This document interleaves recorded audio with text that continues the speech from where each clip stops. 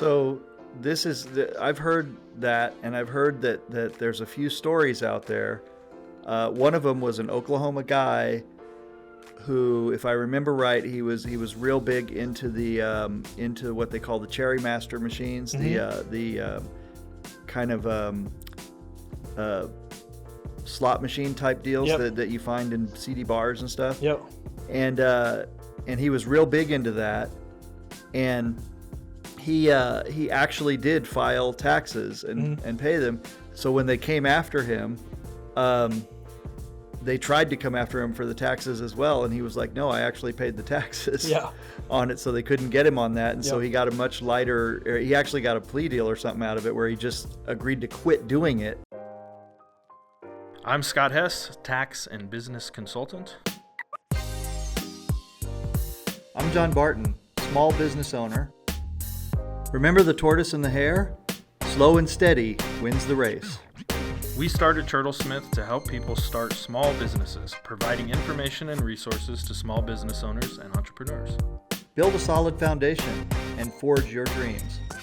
This is always annoying to ask, but if you're liking this content, please like and subscribe. It's the best way for us to get more followers and more people engaged in this great business content. You can also follow us on all socials at TurtlesmithOK and find us at turtlesmith.com. Please like and subscribe. Back for another one. How are you today? I've been better. Yeah. I found myself mired in regulation hell. Yeah. You know, it's trying to get your pool room open, right? The pool room, the pool room's open. People are playing pool, but I can't feed them, and I can't ply them with alcohol because I can't get an alcohol license because the inspectors send you lists of things that you need to do that are wrong, and they're like, you go look at the regulation, and it says this regulation pertains to regulation 642568, and then you go look at that one, and it's like this regulation only comes into effect when regulation 72435 is in effect, and that's the quagmire that you get into. Yeah. And nothing is as simple as do this, this is the result. Yeah. Well, at least your inspector was very nice, right? Maybe on another planet. But yeah, inspectors are not known for being terribly nice people to work with. Some of them are, but most are difficult. I don't even care if he's not nice as long as he just gives me actionable information. Fair. Yeah, you'd hope they'd do that. Well, this week we're going to talk a little bit about my favorite subject, taxes, which is what I do for a living. But really, we're just going to kind of give a brief overview of kind of the different taxes, maybe answer a couple questions, and then I think Calvin's got a fun video for us. That's my least favorite because I pay them. Yeah. Well, death and taxes, the two things you can't avoid, right? So businesses fall into a few different categories. The most common, I think like 75 or 80% of all businesses are considered sole proprietorships, which is just a one-man operation. If you're 1099'd, you're considered a sole proprietor or an independent contractor. They file the same form, which is Schedule C, just included on your regular old taxes. The next kind of more common one too is partnerships, meaning more than one person involved in an LLC or a regular business venture. And then you have the corporations, S Corp and C Corp. Now, I'm an S Corp for my accounting firm. You're an S Corp for your case company. It's a very common form, and it's very beneficial in the tax law currently because there's a little S Corp election you can take when you're an LLC. So you're legally an LLC, but you are taxed as an S corporation. So it gives you a little best of both worlds. Now explain to the audience what an LLC is, just so they're clear about So an LLC is a limited liability company. It is not a tax structure, even though a lot of people like to think it is. It is a legal structure. It's how your business is legally defined as a limited liability company. And basically what it means is that your company is separated from you as an individual somewhat, and it offers a thin layer of protection for you personally. Meaning if your business gets sued or there's some type of liability against the business, it should not fall on you personally. So if you have a slip and fall at your restaurant or something like that, they can't sue you and take your house. Now, is that limited liability company or limited liability corporation? Company. Okay, because I think people get that wrong when they say that. I hear people all the time say LLC and they think it means limited liability corporation. Nope. The C stands for company. Yeah, absolutely. And if you're a single owner, then it's treated as a sole proprietorship? Yep, and it's considered, actually at the IRS, it's considered a disregarded entity. So they don't even care that you're an LLC. You're just a single owner, and you file a Schedule C, which is sole proprietor. Okay, so just so everybody understands, it's a legal entity, not a tax entity. Correct. And it gives you limited protection legally from liability, as it says in the title. Yep. It limited as well, because like it's not full protection. You're not completely separated. There's a lot of holes that can get poked in there by very sharp lawyers. So right.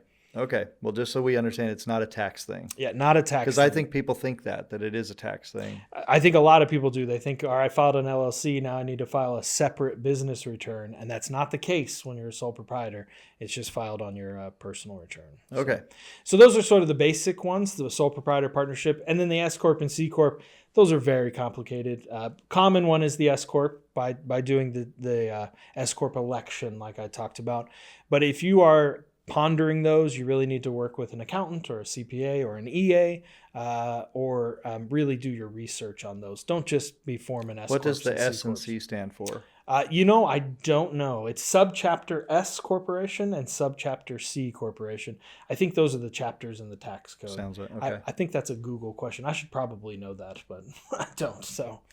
Not a big deal. This is C corps though are the ones that are kind of completely separate. They're the only one that pays its own tax. All the other forms of taxation are considered a pass-through entity, meaning you personally pay the tax on the income. And a C corp is completely separate. It pays its own taxes. So a little bit different. So when people talk about like so-and-so didn't pay taxes, a lot of times what they mean, like when I'm speaking of like, this billionaire or that billionaire, some famous name. Yeah. If they say, oh, he didn't pay taxes, what they are generally referring to is the corporation that person is associated with didn't pay taxes. Well, actually, sometimes, but it's really the opposite most of the time, because I can own a C corp that's worth $1 trillion, and that C corporation can pay so much in taxes, or it can show a loss if it didn't do well. But me personally, I might not have any taxes. If I didn't take a dividend or get a paycheck from that corporation, then I didn't have any taxes. And that's one of the more common loopholes for very ultra wealthy people, because loans are not taxable. Loaned money to you is not income.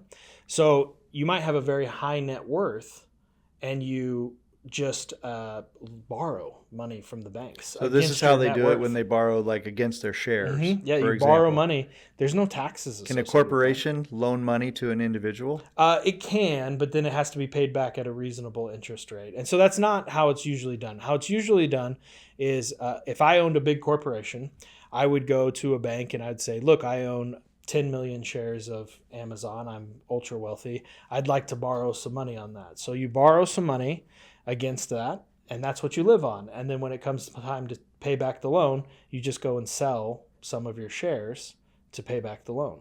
And it's the only thing that you're paying on is capital gains tax, which is 25% or 20% if you get a dividend.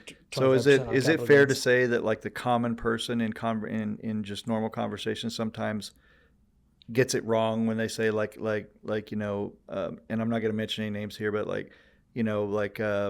Super Shipping Corporation, right? It's not a fake name. I just made it up. Yeah. Super Shipping didn't pay any taxes in 2024. It's not wrong. Amazon and Uber, which are ultra wealthy companies, Uber is still losing money. I think Amazon's finally turned the corner and is making a little profit. But those companies, if they don't have a profit, they don't pay taxes. Where do they get their money if they're losing money? They borrow and get investors. So Uber just kept getting They just keep borrowing. Investors put money in, and the stock price rises. And so their value is rising, but the company's not making any money. It's wild, isn't it? It is wild because usually when you think of companies, like if my company's not making any money, I can't really survive for very long. Well, so that's a completely different ball game than 99.9% of the world play in. Right. Most of us, we've got to get our earned income, and we have to pay taxes on our earned income. We might have some dividends or little investments that we're getting interest on, but that's stuff for the ultra wealthy. And honestly, CPAs and accountants that are much smarter than me know how to do way more to But that's what do people think of loopholes sometimes when they speak of like the perceived unfairness of 100%. big corporations Well, 'cause not you think paying about- taxes. Or You think about guys like Elon Musk that have like, they're worth billions of dollars. Like, why aren't they paying, millions in taxes? Well, it's because they didn't earn billions of dollars. They're worth it because they own stock in a company. But if they don't sell the stock, there's no gain. So they didn't earn any money. right, but it is kind of a game then to borrow against that stock if the bank accepts the stock as an asset. Yep. Collateral, right? Like it is a game. Yeah. My only collateral would be something like my house or something, right? Which you borrow some money on, and you don't have to pay taxes on that money, but you have to pay it back. But if I go to the bank and I say I own 100% shares of JB Cases, they're going to be like, so. Great, good for you. Yeah. Well, you got a video or something for us, Calvin? Yeah. Something a little more entertaining than tax talk. Let's see here. What happens when celebrities or famous figures don't pay their taxes? Oh, all right. I think only Depends on how stress about wealthy they taxes are. think again. These famous figures tried to cheat the system and paid the price. Let's dive into some of the biggest tax evasion scandals in history. Part 1. Number 1. Chicago crime boss Al Capone ran illegal businesses, dodged law enforcement for years, and yet, what finally took him down? Tax evasion. The IRS proved he owed $215,000 in unpaid taxes, and in 1931 he was sentenced to 11 years in prison. Number 2, Wesley Snipes, Hollywood star Blade actor, refused to pay $7 million in taxes, claiming the IRS had no authority over him. Bad idea. In 2008, he was convicted of tax fraud and served 3 years in prison. Ouch. Number 3, Hotel Queen Leona Helmsley famously told her staff, "Only the little people pay taxes." Well, the IRS disagreed. She was convicted of $1.7 million in tax fraud and spent 19 months in prison. Lesson learned, no one escapes taxes. File on time, avoid these mistakes, and follow BPM CPA and stay for part 2. So that first one's pretty interesting, and it actually has effects in a lot of the clients that I use today. Al Capone, famous criminal and bootlegger. I think they were doing a lot of money in the Prohibition. He didn't pay taxes. He didn't file a tax return. He didn't claim any of his earned revenue. Well, in today's economy, no matter where you make your money, you have to file taxes. So if you are a drug dealer on the corner selling illegal drugs, you are still required to file a tax return. And a lot of criminals nowadays, they'll get arrested and they end up in prison because they didn't file their taxes. So I've heard that, and I've heard that there's a few stories out there. One of them was an Oklahoma guy who, if I remember right, he was real big into into what they call the Cherry Master machines, the kind of slot machine type deals that you find in CD bars and stuff. Yep. And he was real big into that, and he actually did file taxes and pay them. So when they came after him, they tried to come after him for the taxes as well, and he was like, "No, I actually paid the taxes on it." So they couldn't get him on that, and so he got a much lighter. Or he actually got a plea deal or something out of it, where he just agreed to quit doing it. Yeah. Because the legality was still in question, but they couldn't get him on any illegal earnings. Yeah, it's very common for them to, if they can't get you on, racketeering or murder or kidnapping or any of that stuff, they'll come after you for tax evasion because it's much easier for them to prove. Now, the next one on there was Wesley Snipes, and it said he refused to pay because he said the tax authority didn't have any authority over him. Now, we hear that a lot sometimes with like sovereign citizens and people like that. And correct me now if I'm wrong, but as I understand it, reporting your taxes is voluntary, but if you don't do it, then the government will assign what they think that you owe. Is that right or wrong? No. So in today's world, it is technically not illegal to owe money to the government. It is illegal not to report it. So you have to file your taxes. But if you owe taxes, they can't come and take you to jail. We don't have debtor's prison anymore, really. So they can lien your properties, they can levy stuff, they can shut down your businesses and all that stuff, but they can't technically arrest you for actually just owing money. But if you don't file your taxes and show how much you owe, then they can arrest you for tax evasion. Does that make sense? Kind of. Yeah. So I could literally file a tax return showing that I owed $10 million in taxes. Yeah. Never cut them a check. Yeah, and you're not going to go to jail. And I won't go to jail, but they're- I also won't be able to own anything because they Yeah. could attach a lien or garnish wages or whatever. Yep, they're going to come Every seize. time there was any kind of income or any kind of assets. Yep, they'll come seize all your property. They'll take everything away from you, all that stuff. So the lesson there is make all your money that you owe in taxes, right? And spend it all so you're technically homeless and broke, Yeah. right? Because Yeah. that's what you will be. Well, and with the it's a common tactic that some people use. They'll go rack up a bunch of money and then they file bankruptcy and it kind of all goes away.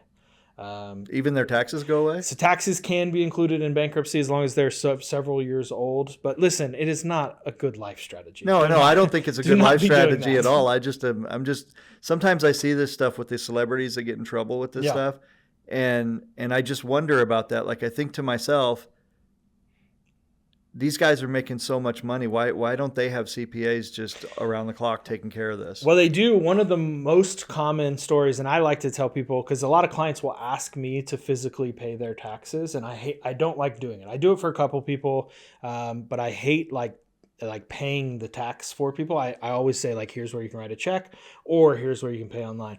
One of the kind of funny stories we use is actually the Steve Harvey story, and his accountant prepared his taxes, showed him how much he owed, and then Steve Harvey wrote a check and gave it to his accountant to mail in with the taxes.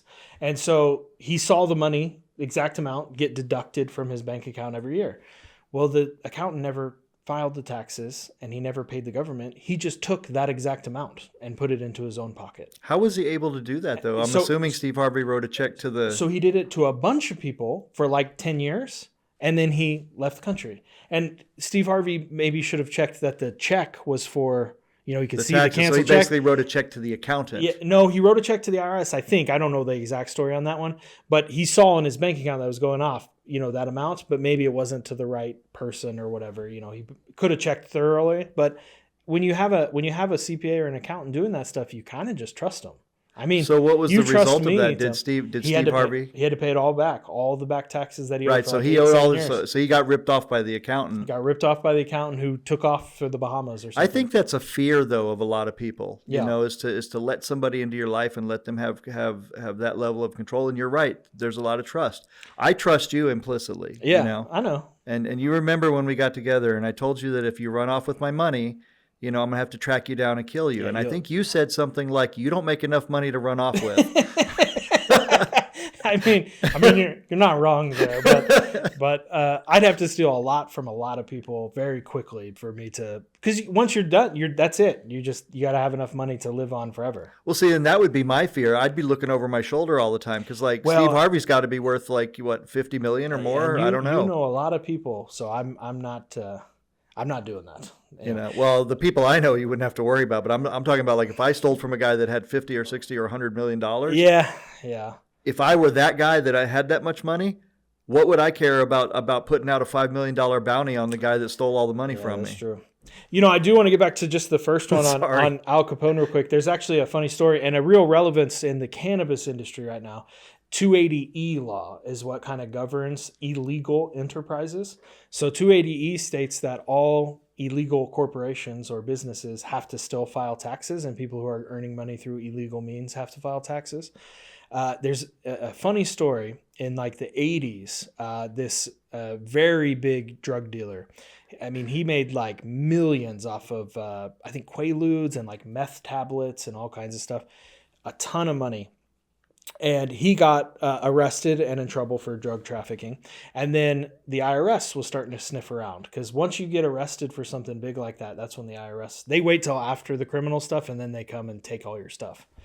Well, while he was being prosecuted for all this, he went back and filed all his taxes. He worked with a CPA, and he was writing off like, payments to street dealers and bribes and bags and, cost of goods for buying all the stuff. And so he did like a whole business financial. And he was allowed to do that at the time. Yeah. Well, so then the IRS got these deals and he didn't make that much, so they were like this, they thought they were going to get $20 million out of him. And so they looked at this and they got mad. And so that's when they created the 280E law, which basically says that any federally illegal enterprise can only write off cost of goods sold. You can't write off ordinary business expenses. And so he could only write off the product that he was purchasing, the sale price minus the product he was purchasing, and that's what he had to pay taxes on. So he couldn't write off his payroll or his, And how do you prove that with the prices you're paying and everything? I'm with sure there's you. not invoices. No, it wasn't. So that's where criminal organizations do. If you're an illegal business, you can only write off cost of goods sold, and cannabis is federally illegal. So all of these cannabis companies have to follow this outdated law from the 80s that was intended for people like Al Capone. That's crazy. A friend of mine told me that has cannabis business here, told me that he has a friend in another state that literally has a warehouse where he keeps cash that is owed to the IRS. Yep. They keep records, everything, and every year they file the taxes, but the IRS won't take the money. Yeah. Yeah, they don't want to take a big chunk of cash. They want a wire from the bank. Right. Yeah. Yeah, the whole thing is just. I tried to go down to the tax office in Oklahoma City and pay my taxes in cash, and they wouldn't take it. Yep. They made me go get a postal money order. Yeah. It's so stupid. And can you imagine like those big corporations who actually have a warehouse full of cash that's like, $1 million? You can only get $500 money orders at 7-Eleven. What are you going to do? Yeah. Get 20,000 of them. And then a lot of banks, they're not willing to deal with these people either because of the federal, issue. Yeah, and even if you do, you have to pay a lot of money. It's awful. But anyway, that's kind of a fun story of why cannabis companies are screwed today, because some criminal in the 80s ruined it for everybody. We really have a problem in this country, I think, with some of this stuff. We know that some of these things should just be legal and let people do it. Yeah. But yet we still have to make it so convoluted and make their lives harder when it's unnecessary. It's true. Like you're just trying to cook burgers and you can't even get a license. Exactly. It's ridiculous. All right. So our Reddit question for today, 1099 therapist making $5,000 per month. How much should I be saving for 2026 taxes? Hi all, I'm a therapist working as a 1099 contractor. I average around $5,000 a month in income. I'm trying to be smart about saving ahead for taxes due in April. But I'm not sure how much to set aside monthly. I live in the U.S. and don't currently have any major deductions outside of a home office and basic business expenses. I haven't been making quarterly estimated payments yet this year, but plan to catch up. How much should I be saving each month to cover federal and state? Is 25 to 30% rule still safe? Any tips for staying organized and penalty free? Thanks in advance. And lives in North Carolina. As a little edit. Well, the rule of thumb for everybody in Oklahoma that I say is 30%. Depending on which state, I'm not sure about North Carolina. I'd have to look up their tax brackets. I'm assuming it's pretty similar. Our kind of top rate is 6%. Usually it's around 4 or 5. So I usually estimate 25% for federal and then 5% for state in Oklahoma. Is there easily accessible information online for people? So I would just look up your tax bracket and find kind of roughly what range you fall in. It'll tell you, if you're in the 2 to 3, 4 to 5, whatever percent range. And that's what you should save on top of 25% for federal taxes. And that's a good rule of thumb if you make somewhere between 50 to 150 grand in total revenue. That's a pretty good rule of thumb. If you make above 150 grand, you might have to bump that saving for federal to 30% plus whatever you have to save for the state. So when a person is a 1099 contractor, that if I understand that right, that basically means they're working for a client, for example, and the client pays them money. Mm-hmm. The client doesn't pay. You don't get a paycheck, so you're not. They pay them $1,000, right? Yep. That's income, right? Correct. Do they still get to deduct all their normal business expenses? They do. Yep. Yeah. And that's when you file the Schedule C, which is the most common. So a 1099 is considered an independent contractor. That's what it's titled as. So just so we're clear about this, right? let's use that $1,000 number, right? So this person is asking, how much do I save for my taxes, right? And we said, 30% is about right? Yep. But that's not actually the case because she's not going to pay tax. I'm assuming she's a she. I don't know.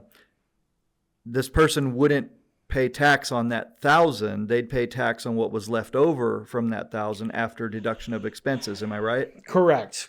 But we still say that you should try to save 25 to 30% of your money of the total revenue because we account for those taxes or those deductions. And we can go through a quick example here. So $60,000, if that's what this person makes for the year, 60 grand, they're probably going to have, for a massage therapist, we would estimate pretty low in overhead expenses, some home office, some basic, supplies, and probably some mileage. So we'd probably say they have a 75 to 80% net profit margin for a service-based industry. When I was working by myself as an accountant, I just had my little office. That's roughly where I was at. I'm pretty sure they have an art collection worth $4,000 a month. No. So out of that 60, their profitability or their taxable income is going to be, let's say, 45. And then really, you have the standard deduction now of 12.5, I think maybe 13,000 for 2025.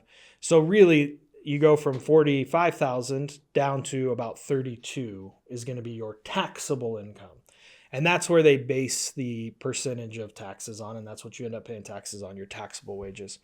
But for self-employed people, and what they always don't quite grasp sometimes, is there's two taxes you have to pay when you're self-employed. You have to pay the basic income tax, which ranges anywhere from 0% to 37%, depending on what bracket you're in. But you also have to pay self-employment tax. And I think a lot of people forget that self-employment tax is a thing. Self-employment tax is 15.3% of your taxable earned income. And you just pay that straight off the top and then pay your taxable regular taxes. Okay, so they pay that off the top of their tax. So let's just say she had, I like the number 1,000. Say she had $1,000 in taxable income. Mm-hmm. She would pay $150 in self-employment tax. Self-employment tax, and then $750 would be taxed. That would be her taxable income. No. So then also $1,000 of earned income. So it'd still be $1,000 that she's paying. Yeah. Now there's a little deduction in there, but yeah, basically. So basically, out of $1,000 of taxable income, $300 $450. $300 is going to end up being the taxes. Wait, I'm lost now because it's 30% for the income tax. No, so it goes on a sliding scale. So the first $10,000 that you make is 0. Then the next 30,000-ish, I forget the tax bracket, is like 10%. Then the next 10,000 is 15%. So what we do is we get an effective tax rate. So her effective tax rate would probably be on $1,000 would be just 15%. Oh, okay. So including the self-employment tax. So no, 15% in regular taxes, 15% self-employment tax. Yeah. Okay, I understand it. And what the self-employment tax is it's Social Security and Medicare. When you get a paycheck, 7.65% of your check is withheld, 6.2% to Social Security and 1.45% to Medicare. You see that on a paycheck. It deducts it. But what some people don't also know is that the company that you're working for matches that amount. They also have to pay that out of pocket. So they match that amount for a total of 15.3%. And if you're self-employed and there's no Social Security or Medicare, you got to pay that in. So the self-employed person pays it all. Pays it all, both halves. So now that brings up another question. I know we're on taxes, but that brings up kind of another question: is when you're doing your pricing out to people, should you kind of factor that in a little bit, like as if? Yep. Yeah, 100%. That's why we talk about the rule of 4 a lot in certain industries, where when you take like a cost of good, 25% is your cost of good, 25% is your overhead, 25% is your taxes, 25% is your profit. So on every $100, you should be profiting $25. Got it. Okay. So that's kind of that rule. So the 25 to 30%, I like to err on the side of caution of 30% is the target number to save. And this person had mentioned they weren't paying estimated tax payments. You have to pay estimated tax payments if you're self-employed. Make sure you're getting those in. And there's a couple different rules for that, which we won't get way into here, but you can look at the safe harbor rules or, again, estimate to make sure you're paying the federal and state. And you're paying that quarterly or? Kind of. It's April 15th is the first one. Then it's June 15th, just 2 months later. Then it's October 15th, and then it's January 15th. And we've actually talked about this a few times before. They did this little goofy thing where they made it April 15th, and then June 15th is the second, because during the Vietnam War they needed a little extra money, so they bumped it up. What happens if you pay that like a month late? So it's not a disaster if you pay it up. Really, if you make under $150,000, the rule is that you have to have 90% of your taxes paid before the end of the year. So if you make a catch-up payment in September or get some paid in October, or I say it's due in June 15th. If you pay July 15th, they're really just happy to get their money. So there can be some estimated tax penalties if you don't do things absolutely correctly, but the estimated tax penalties are very low. All right, so that's actually a really important point, because I think there are a lot of people out there who are self-employed and they work as 1099 contractors. They probably don't follow this. You need to really pay attention. This is the most common type of people who come to my office that are in tax debt. The most common people are 1099 people who got their $5,000 a month and they spent their $5,000 a month, and then they get to the end of the year, I do their taxes and I say, all right, you owe 10 grand. You ready to write a check? And they go, I didn't save any money. So I go, okay, well, get it paid before April and then come back to me next year and we'll do it again. Well, then the next year, I didn't pay my taxes last year either, and I spent all my money this year too. So now I owe $25,000 and I have no money. So then we have to charge them to get them in payment plans and get them all squared away. And it's the most common thing. So if you get 1099, save your money. You would think, right, that if you're in business and you're registered, right, that the relevant tax entities would be sending out reminders to people and saying, hey, just to remind you, your taxes are due. The government loves their penalties. Their penalties and interest. They love getting paid. That's how they make their money. Yeah, they charge. Well, they made a lot off me because. Yeah. They've made some off me too, because I've had to be late on a couple payments before. So they just love that. Like, that's how they make a lot of revenue. Well, it sounds like that the government should take some of those Diddy bottles of oil and send them out to people. Good Lord, again with Diddy? Well, I wonder if he was able to deduct that as a business expense. You know what? I bet he did. I bet the baby oil was bought through his corporation as a tax deduction, as a write-off, as they call them. You slipped that one in. Yeah, you had to. All right, what's next, Calvin? You had to. I think that's it, isn't it? Well, I had a question. Oh, okay. So thinking about professional athletes who are both W-2 employees for the teams that they play for, but then they're also 1099 employees for endorsements and bonuses and things like that, right? Yep. It gets pretty complicated pretty fast. Yep. And they have to pay taxes in every state. But now we have NIL for high school players and for college players, whereas more so they're 1099 because they're getting endorsements, receiving name, image, and likeness. And you have a lot of young people getting large sums of money. What would your advice as a tax professional be to these young athletes on how to get themselves on the right side of their tax burdens early on? So the first thing you should do is probably form a little company for yourself. I'm pretty sure under the NIL that you can do that. I know this is all kind of brand new, so I probably need to do a little bit more research, but if possible, you should open yourself a business. That's what professional athletes do. Guys like, Michael Jordan and LeBron, when they get these huge $1 million deals, the checks aren't written to LeBron James personal and he's going to deposit in his check, his personal checking. It's to his business. He's got LeBron James Inc.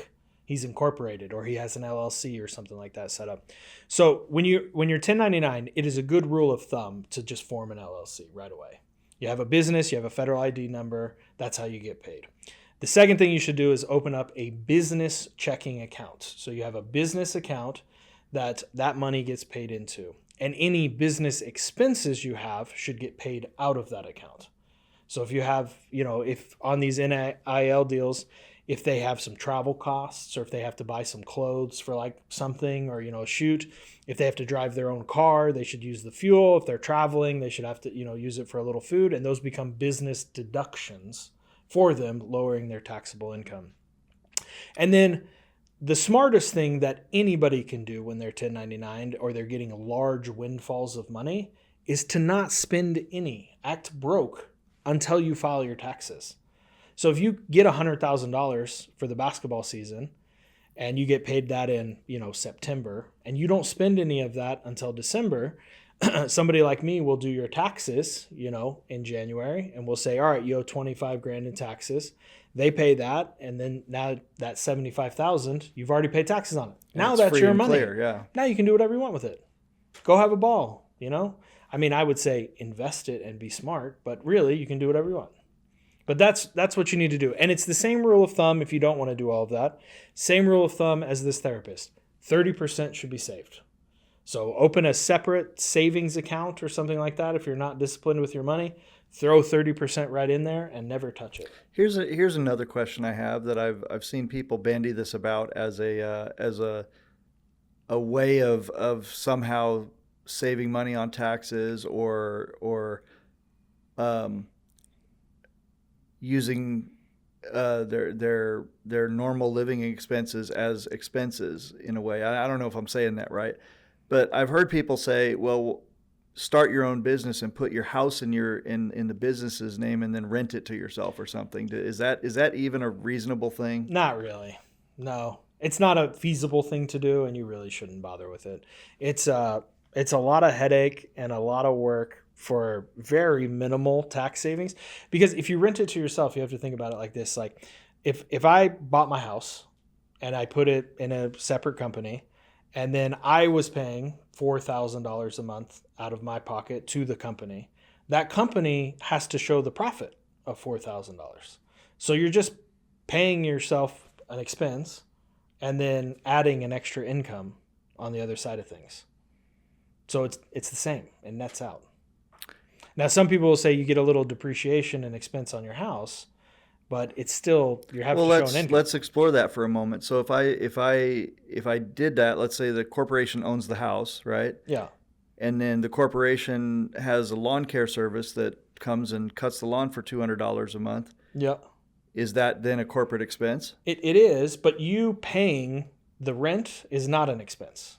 If you're taking money from your personal living, like I don't get to deduct my house rent, and most people don't get to deduct their mortgage payment except the interest. Right. For the person that would be, but say if I don't have the house as a corporation or in a corporation, right, and I pay the lawn guy $200. Yeah, it's not a deduction. The rent is an expense, the lawn guy is an expense, the concrete, whatever. The thing that you're not grasping though is the rent is not an expense. Right. I get it. So, I get it. But the income from the entity receiving the rent is an income. They would pay a tax on that. They have to show the income, so it does not work out. That doesn't work out. No. Right. There's no real scenario where renting your house to yourself is helpful. Okay, but what about the other parts of it, the expenses to maintain the house and all that? No, none of that really works out. Those are just personal living expenses that you have to pay. Okay, so we can scratch that off the list of tax avoidance schemes that are mythical and don't work. There's a lot of fun, goofy, and hilarious TikTok advice for how to save on taxes, and every single day I get phone calls from clients like, I saw this thing on YouTube or I saw this thing on Reddit. Can we do this to save taxes? And 99% of the time the answer is no. Please leave me alone. Well, if anybody ever wants to go down the road of hilarity, look up the sovereign citizen stuff. Yeah, those guys are great. Yeah, until they end up in jail. Yeah. Terrible. Well, I think that's it. Did I answer your question, Calvin, or was there more to it? That was a great answer. Thanks. The fun one with basketball guys or professional athletes is they have to file all the state taxes. You have to file tax in every city you play in. Oh, yeah. And if you go, there are some countries, so pool players are like this. If you go to some countries, they literally take 50% of your prize money before you leave the country. Yeah, and then you got to apply for it back or whatever. Right. It's a real nightmare. Yeah, wild stuff. Well, I think that's it for this week. Catch us on turtlesmith.com and at turtlesmithok everywhere. Any final thoughts? Pay your taxes. Definitely pay your taxes. The first thing I said to him when I came in was, "Can you make sure I don't go to jail?" Yeah. Because we had the money, we just didn't pay the taxes for a couple of years, and I didn't know. And a final thought too: the only two people who really go to jail over taxes are people who intentionally file false returns, like knowingly file false returns, or people like that who say, in that one video, who say taxes are for the poor. I don't have to bother with it. So or I'm above. Yeah, paying in taxes. that video, she said taxes. Only little people pay the taxes. Yeah. But you know what's funny about that is I watched the video, right? She got convicted of tax fraud for $1.9 million. She served, what was it, 17 months or something? Mm-hmm. And so she basically paid, you know, a little over $100,000 a month for her tax evasion. But she was a literal billionaire. Yeah, how much did she save? She went to prison for $1.9 million, which was like me going to prison for $10. Yeah. Well, if I was a billionaire, though, how much is my freedom worth? I don't, how much did it cost being in prison? Well, she was probably in a country club prison, and all her businesses kept running and everything. Who knows? Enough. But yes, freedom. You know, you have no freedom of movement, and that's why it was ridiculous at that level. Yeah. For doing that. Yeah. You know. Well, and another thing, if you are doing something that could land you in jail, definitely don't say publicly only the little people pay taxes. Yeah. Yeah, and if you are worried about it, just find an accountant. Find an accountant. Yeah. Find a good guy like this. If you're working on it, it'll be fine. If you're avoiding it and putting your head in the sand, that's when you start getting in real trouble. See, if you get a real accountant, this is what happens. He gets you into a lot of businesses, so now you're business rich, you have some debt, but you're making money, your money's working for you, right? And you're not afraid of going to jail. Yeah. You're just afraid of going broke. Call Turtlesmith. We'll help you out. But if you have a good accountant, he'll explain why you're not going broke. Yep. Yep. So, yes, and call Turtlesmith. We'll help you out. All right. We'll see you. This is always annoying to ask, but if you're liking this content, please like and subscribe. It's the best way for us to get more followers and more people engaged in this great business content. You can also follow us on all socials at TurtlesmithOK and find us at turtlesmith.com. Please like and subscribe.